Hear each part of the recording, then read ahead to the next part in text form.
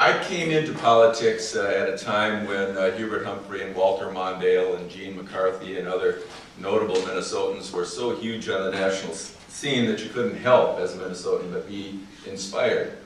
And then I ended up getting to Washington for a dozen years, and I played a role in reauthorizing the Older Americans Act on 2 separate occasions. I was on the Education and Labor Committee for a period of time.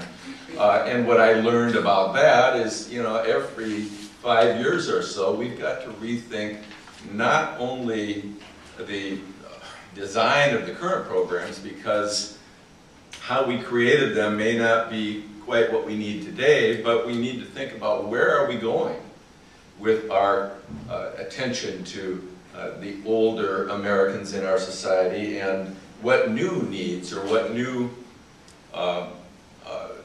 assets might need to be addressed with this current legislation. I then, before I left Congress, introduced a bill to call for national service.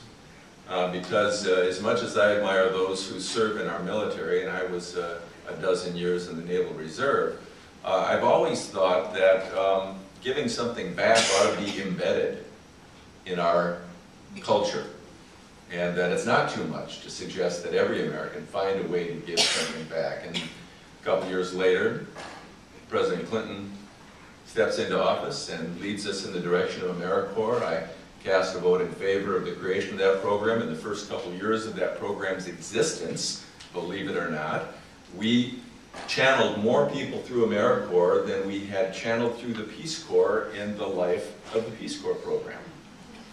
It's that big. And it's having that big an impact on our society because of the way we have used those AmeriCorps. I call them volunteers, but they get paid a stipend. But in a very real sense, it's not unlike the military in terms of whatever we pay them is not sufficient to compensate them for what they give to us. So I'm proud of that program, and I'm proud that it's become a more bipartisan program with the passage of time, because that was not the way it began. And I'm also delighted that it's now carved out some money specifically focused on baby boomers, because they are ready to give back.